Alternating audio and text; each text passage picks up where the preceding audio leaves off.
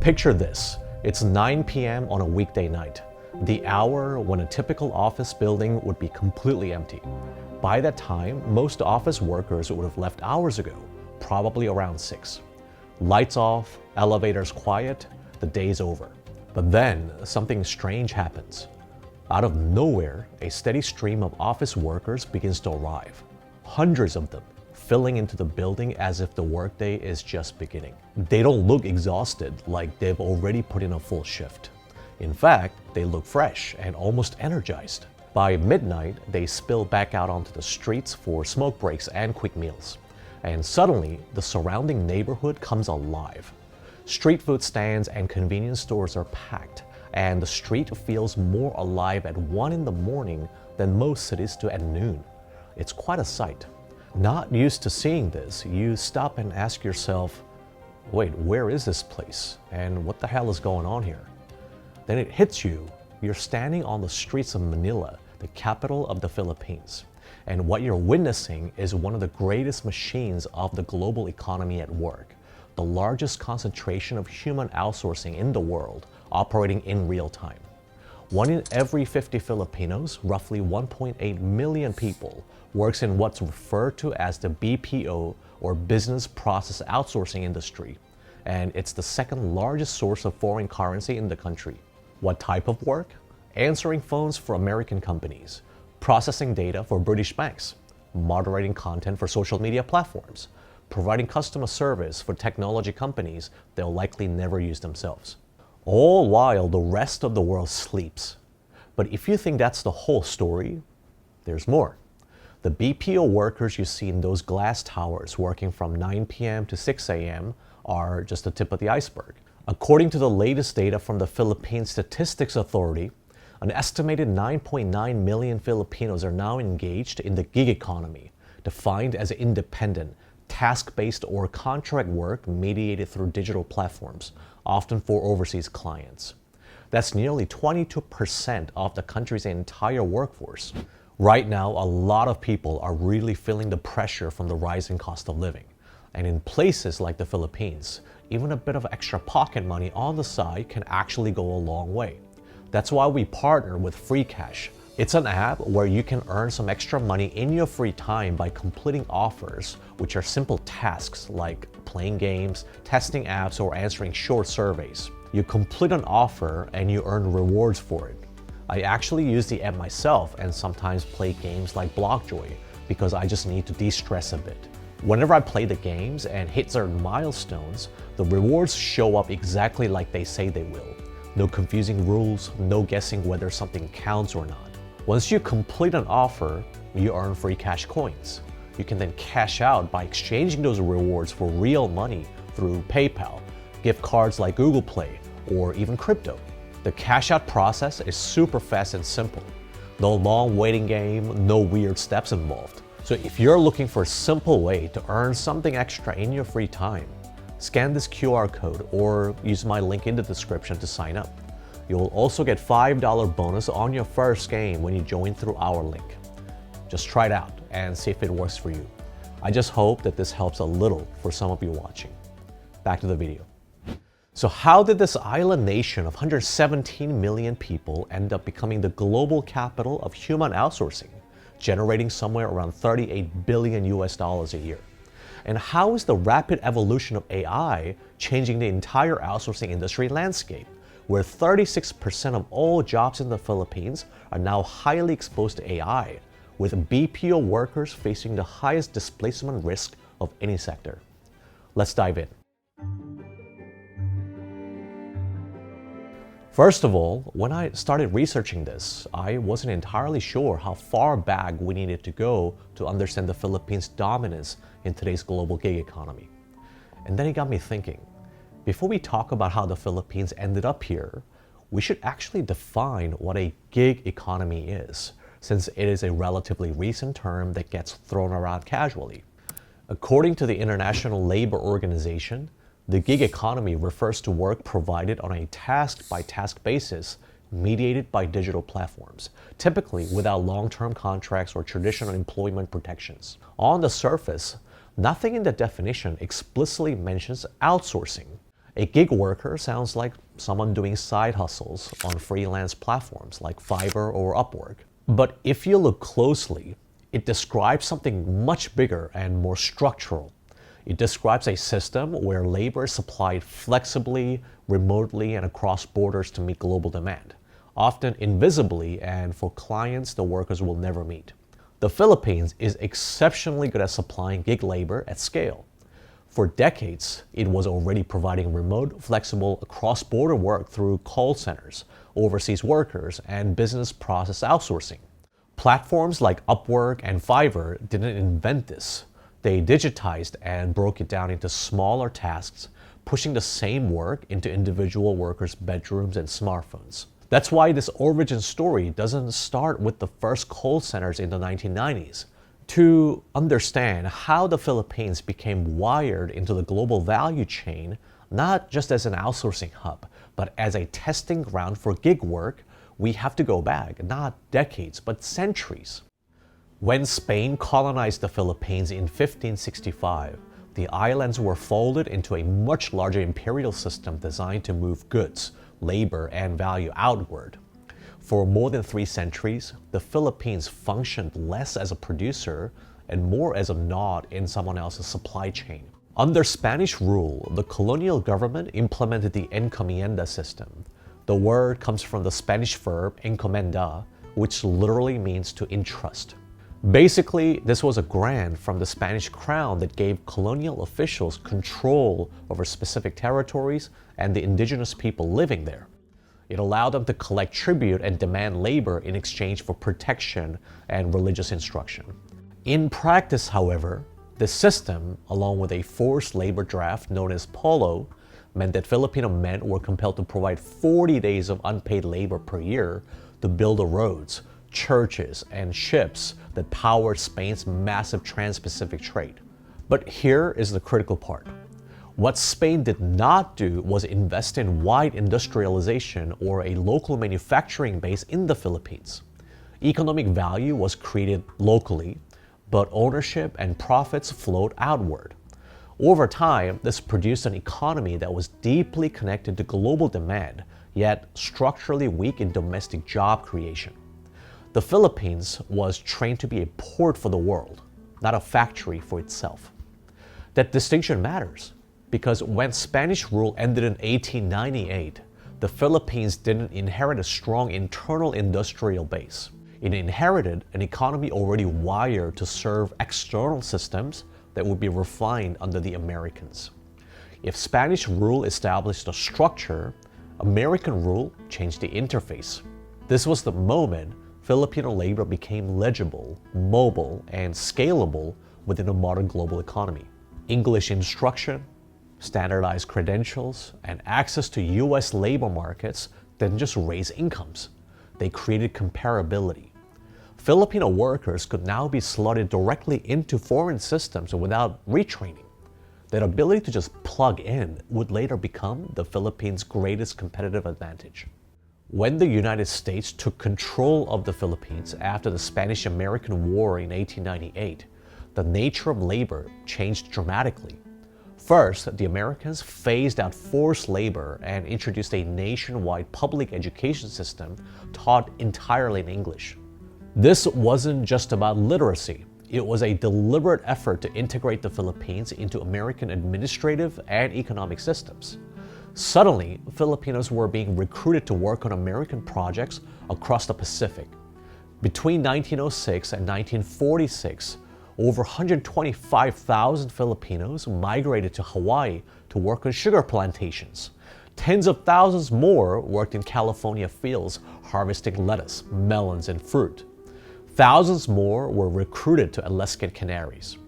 Crucially, this migration was legal and encouraged. Because the Philippines were a U.S. territory, the Filipinos were classified as non-citizen U.S. nationals. That meant they could move freely within the U.S. workforce at a time when other Asian laborers like the Chinese or Japanese were being banned or heavily restricted by exclusion acts. You have to understand that this was the moment the psychology of the Philippines changed.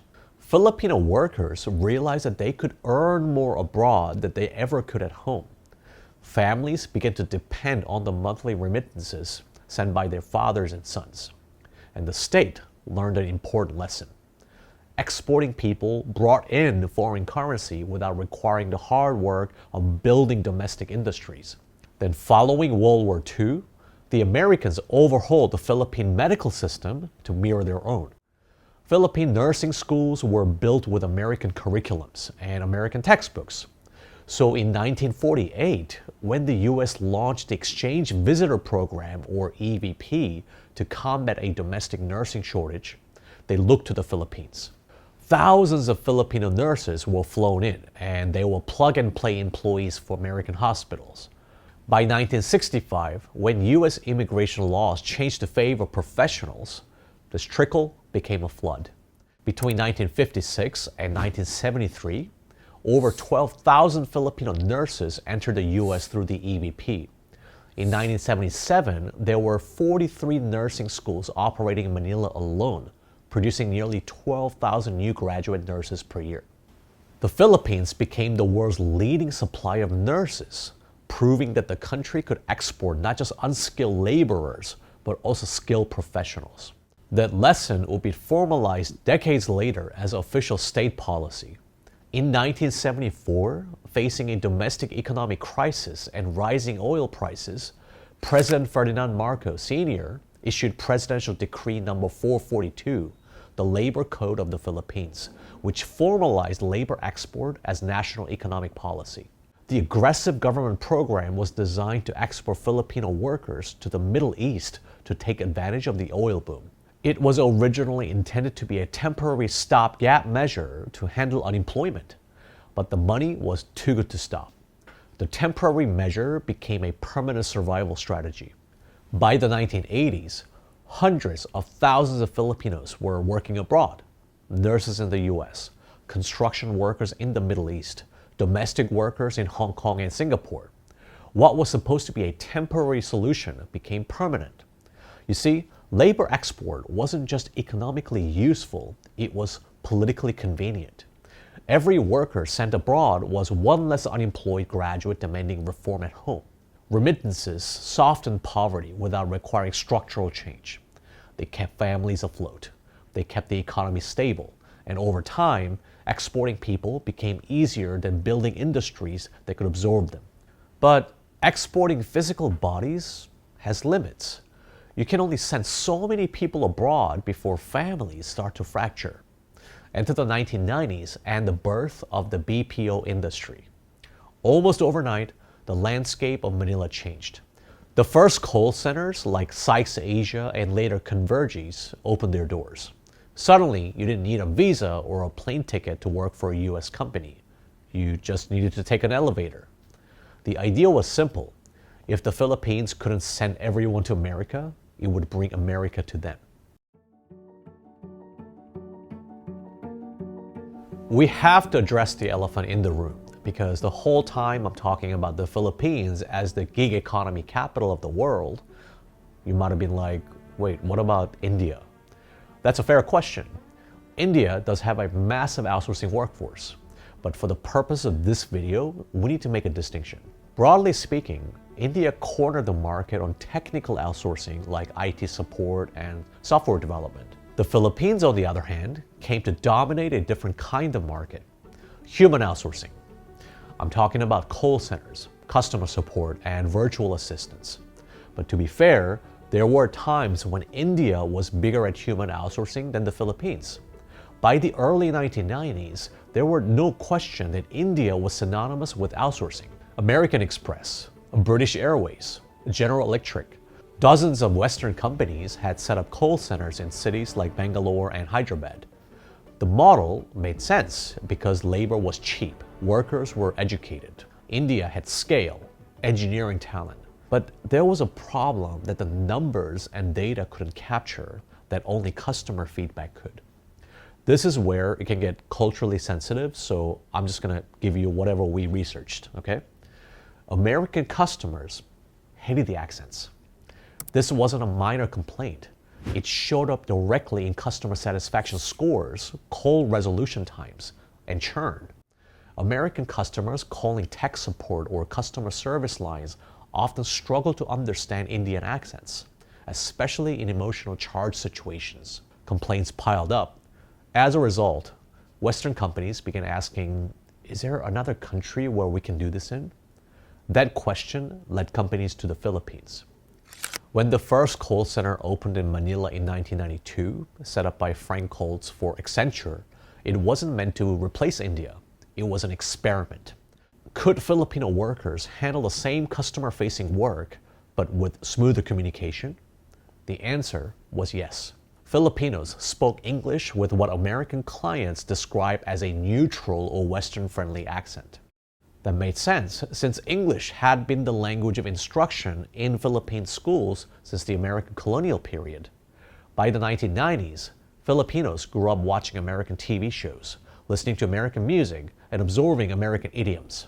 But what really differentiated the Philippines was how Filipino workers handled people.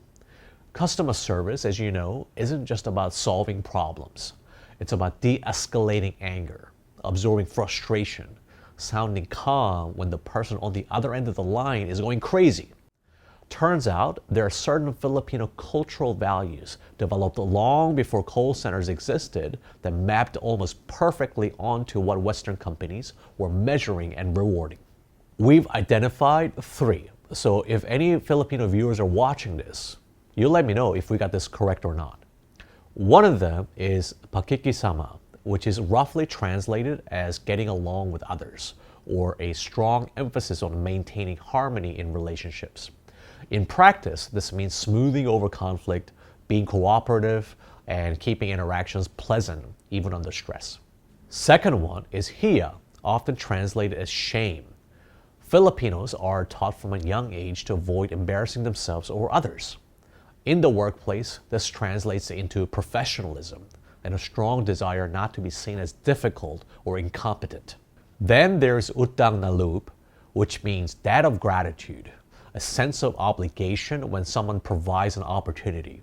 In outsourcing environments, this often shows up as loyalty or reluctance to complain, especially in a country where stable jobs are scarce. I don't know for sure if these are natural traits only unique to Filipinos in some essentialist way. Could be that they're learned behaviors, reinforced by family expectations, colonial hierarchies, service industries, and economic necessity. Anyway, thanks to these culture-based soft skills, Filipino call center agents were consistently better at keeping customers on the line, calming them down, and leaving them feeling heard, even when the outcome wasn't ideal. They knew how to sound apologetic without sounding submissive. They knew when to empathize and when to pivot to solutions. Now, I have to make it clear, this is not to say that Indian people do not have soft skills. Indian people I've personally met are some of the nicest people you'll ever meet. But the accent issue here is real because India does have its distinctive accent. And from all of our street interviews over the years, we actually found out that a lot of Indians feel that their accent is the proper English accent, and they couldn't believe that anyone would find their accent hard to understand. The truth was, Filipino workers weren't cheaper than Indian workers. Hourly wages in the Philippines were often higher than in India, roughly $5 to $12 an hour compared to $3 to $8 in India at the time. But Western companies were willing to pay the premium because customer satisfaction scores were higher, the complaints were lower. And the Filipino government didn't miss the opportunity. In 1995, it created the Philippine Economic Zone Authority, or PEZA, offering tax breaks, simplified regulations, and infrastructure support to foreign companies willing to open BPO operations. By the early 2000s, the government had an official roadmap positioning the Philippines as the world's preferred destination for customer-facing outsourcing. It worked. By 2010, the Philippines had effectively overtaken India as the world's call center capital in voice-based services, even as India continued to dominate IT and back office work. So began the golden age of the BPO era. It brought a ton of jobs to the Philippines, and it also re-engineered the biological clock of the nation. To service American customers, Filipinos had to become nocturnal. By the early 2000s, Hundreds of thousands, if not millions, of young people were sleeping while the sun was up and working while the country slept. They were learning how to de-escalate angry American customers. They were learning the nuances of Western culture. And most importantly, they were getting comfortable with the technology. By 2024, the BPO sector employed around 1.82 million Filipinos and generated about $38 billion in revenue, roughly 8.5% of the country's GDP in service export revenues. The Philippines had fully embraced a model where exporting labor, whether physically through overseas workers or digitally through BPO, became more profitable and politically easier than developing robust domestic industries. Which brings us to the next question. Is there a downside or trade-off with this specialization? If millions of Filipinos are choosing gig work or stacking gigs on top of formal employment, what does that say about the opportunities available at home? And what happens when AI starts replacing the very skills that made the system work in the first place? So hopefully by now, you have a fairly good grasp of why gig work is so big in the Philippines. But for me, it still begs the question, surely there must be decent full-time opportunities available in the Philippines, right?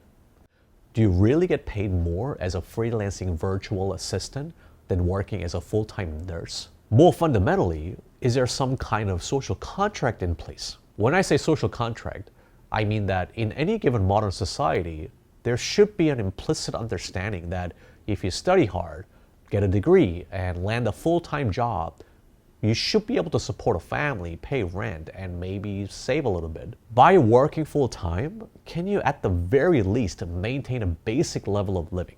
Of course, even in developed countries like the US right now, that social contract is getting weaker to the point where many people are debating whether it's worth going to college in the first place. Why? Because the cost of living is rising due to inflation. Wages are stagnating. Student debt is increasing and more people are being pushed into freelance and contract work. Still in the US, there is a baseline expectation that you can make a living by doing some kind of full-time job. But in the Philippines, for a huge portion of the population, that expectation doesn't even exist anymore. Let's start with the simplest part, the math. As of 2024 to 2025, the daily minimum wage in Metro Manila, the richest region in the country, is around 645 pesos for private sector workers. That's roughly 11 to 12 US dollars per day, not per hour. If you work 6 days a week, you're looking at around 13,000 to 14,000 pesos a month in real take-home pay, which comes out to roughly $250 per month. Yeah, that's not really much by Western or even East Asian standards. Now, put that next to the cost of actually living in the city. Independent estimates put the family living wage in Metro Manila at around 26,000 pesos a month or more, roughly $460, just to cover basic needs. In other words, a full-time minimum wage job covers about half of what a family needs to not be in constant crisis. Even if both parents work full-time at minimum wage, there's no meaningful buffer for sickness, emergencies, or education. It's just pure survival, not stability. And that's before we even talk about the supposedly lucky or smart ones, like the college graduates, the licensed professionals, the people who did everything right. The Philippines produces a lot of these skilled professionals. In reality, however, the job market cannot keep up. According to the government data, the unemployment rate in the Philippines looks okay at around 4 to 5%. But underemployment, that's people who have jobs yet still need more hours or a second job, sits in the low to mid-teens, affecting around 7 million people. At the same time, college graduates have become one of the largest blocks among the unemployed and underemployed, especially in fields like business, IT, and teacher education. It's a textbook case of what economists call credential inflation. More and more people get degrees, but that degree don't guarantee anything. They're the minimum requirement just to compete for jobs that often don't pay enough to live on. In that environment, global gig platforms start to look less like an alternative and more like the only path that makes sense for survival. Consider a registered nurse or medical technologist working in a private hospital. They've gone through 4 years of university, clinical rotations, board exams, and often additional certifications. Yet, starting salaries in private hospitals commonly land in the 15,000 to 20,000 peso range, around $350 a month, sometimes less outside Metro Manila. Now, compare that to the global gig market. A Filipino virtual assistant charging a modest $5 an hour can in theory make around $800 a month working full-time for foreign clients. Even accounting for dry spells, platform fees, and non-billable time, earning $800 to $1,200 a month is very normal for experienced freelancers serving overseas markets. That's more than double, sometimes triple, what many licensed professionals earn locally. Then, when the COVID pandemic hit, one of the strangest but most revealing examples of how Filipinos respond when the local economy collapses was Axie Infinity. Those who have never heard of it, Axie Infinity is a crypto-based mobile game that lets players earn cryptocurrency by breeding and battling digital monsters. Winning games and completing daily quests yielded a token which could be sold in exchanges for real money. In 2021, while much of the world was debating lockdowns and stimulus checks, Axie Infinity turned pockets of the rural Philippines into a global curiosity. In places like Cabanatuan City, far from Manila's financial districts, people who had never traded stocks or owned Bitcoin suddenly found themselves playing a game to survive. At its peak, playing Axie for a few hours a day could net someone multiples of the local minimum wage. Videos started circulating of grandparents, tricycle drivers, and out-of-work laborers playing the game on their phones. Investors in richer countries treated it as speculative entertainment. For many of the people in those videos, it was rent. And when Axie collapsed, as all unsustainable crypto projects eventually do, it didn't erase the underlying lesson. It just proved again that when traditional pathways are blocked, Filipinos will dig for any loophole the global system leaves open. Play to earn games, micro-tasks on obscure websites, Discord moderation, video editing, dropshipping, anything. In a country where almost 1 in 5 workers is underemployed and many professionals earn wages that wouldn't even cover a studio apartment in a western city, gig work becomes the least bad option. And it comes with a cost. When someone is juggling a night shift in a BPO, plus a part-time freelance gig, and maybe a weekend side hustle, 12 to 16 hours a day aren't an exception. They're just how the schedule works. Weekends blur into weekdays. Clients in different time zones means your phone is never fully off. Studies on Filipino online workers and content moderators have documented the mental and physical strain that comes with this kind of stacked work. Sleep problems, anxiety about unstable income, burnout from constantly switching between tasks and personas. At this point, the obvious question is, where is the government in all of this? Why hasn't the state built an economy where a nurse or teacher or an engineer can live a decent life without having to turn themselves into a one-person export industry? Here's the thing, the government hasn't been absent. It just made a very specific choice over several decades about what kind of economy to build. Investing in strong domestic industries is hard.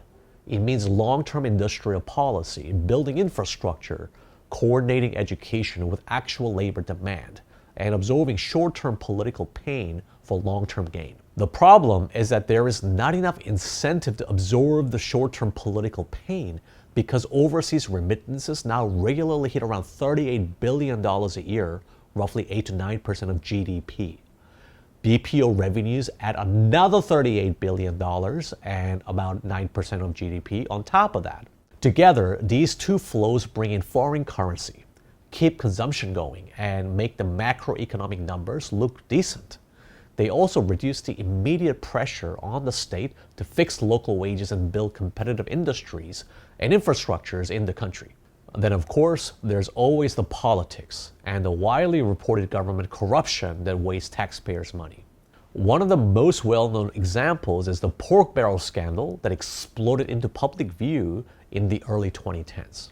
Billions of pesos in public funds, officially earmarked for local development projects like roads, livelihood programs, and education support, were funneled through fake NGOs and never reached the communities they were meant to serve. In 2013, the Philippine Supreme Court ruled the pork barrel system unconstitutional, acknowledging that the mechanism itself had enabled massive abuse. Money that could have gone into building real local infrastructure, supporting industries, or creating stable domestic jobs simply vanished. And while the scandal was exposed, the deeper consequence remained. Years of lost investment and missed opportunities that reinforced a system where exporting labor became easier than fixing the local economy.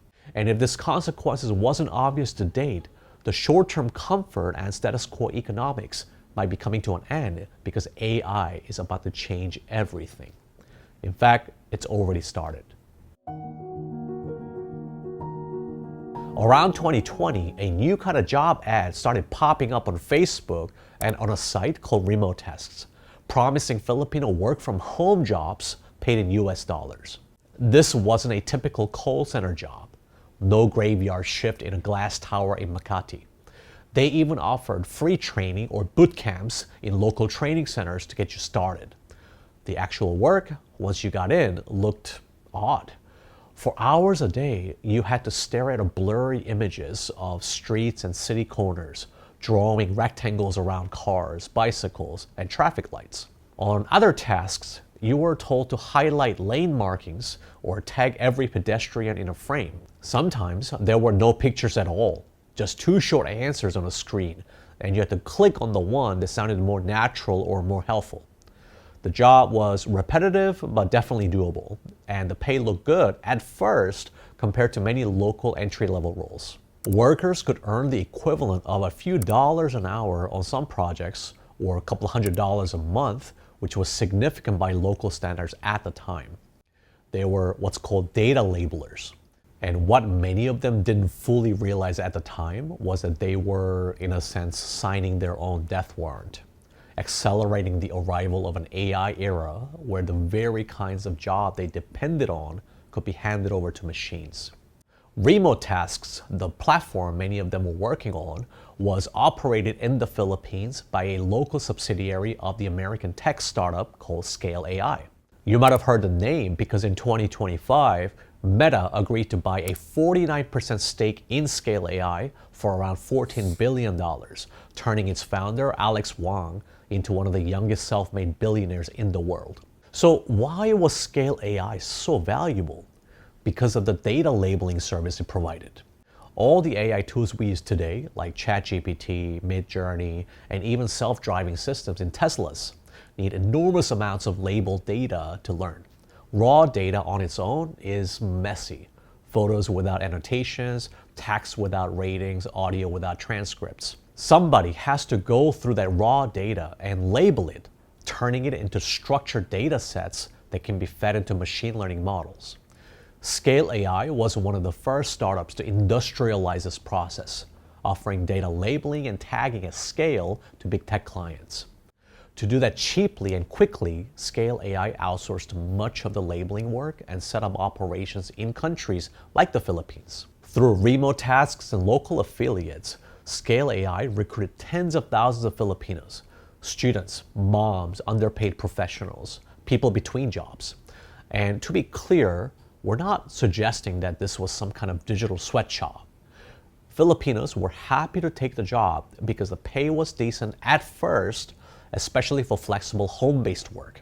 Over time, however, reports began to surface from Remote Tasks workers describing a very different reality. Pay rates suddenly tanked. Tasks that used to pay in whole dollars now paid in cents. Complex jobs that required focus and skill started paying the equivalent of loose change. Some workers calculated that after all the time spent waiting for tasks, doing the work, and dealing with the rejected submissions, they were effectively earning something like 30 cents an hour, well below the legal minimum wage. Why did the pay start dropping? Here's the cruel irony. The better they did their job, the less they were needed. As more and more data was labeled accurately, AI got smarter at automating exactly the type of pattern recognition work those human labelers were doing. It started needing less handholding and eventually reached a point where the AI could do more of the labeling itself, faster and cheaper than the humans who taught it. The bottom line is that Filipino data labelers were training their replacement, which means a lot of them are about to lose their jobs. Informal Philippine government estimates suggest that more than 2 million people in the Philippines perform some form of crowd work, including data labeling and similar gig tasks across platforms like Remote Tasks and others. What about call centers? Take Klarna, the buy now, pay later fintech giant. In 2024, Klarna announced that its AI customer support assistant had handled 2.3 million conversations, doing the equivalent work of about 700 full-time human agents. It wasn't just cheaper. According to the company, it was more accurate, more consistent, and available 24/7. That means those 700 human roles are now gone. Now, multiply that dynamic. Not just Klarna, but every bank that uses chat for basic inquiries, every airline handling flight changes, every telecom company is receiving billing issues. If you're thinking, sure, you can automate factories and warehouses, but when somebody's furious about their credit card, they'll still want a human. Well, that human was usually Filipino, sitting in a glass building at 2 in the morning, speaking fluent English to a customer who thought they were based in Texas.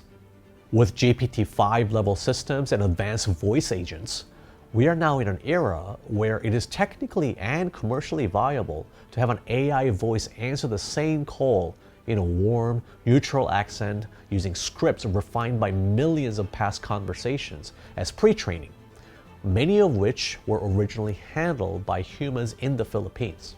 It's not perfect yet, but we're getting there fast. And soon, it'll be as empathetic and diplomatic as a college-educated Filipino. The tragedy of the Filipino gig economy in the age of AI is twofold. First, Filipinos spent the last decade helping to build the machines that are now replacing them. Second, the Philippines is a canary in the coal mine. What's happening there will soon happen in many other countries that also rely on the gig economy. And if they're not prepared, and most of them are not, we are about to see people lose jobs and gig work at an unprecedented pace. From our research, and according to many industry experts, the Philippines' long-standing survival strategy of attaching its talented labor to someone else's economy won't work this time. So where does that leave millions of Filipino workers who need to work just to make a living?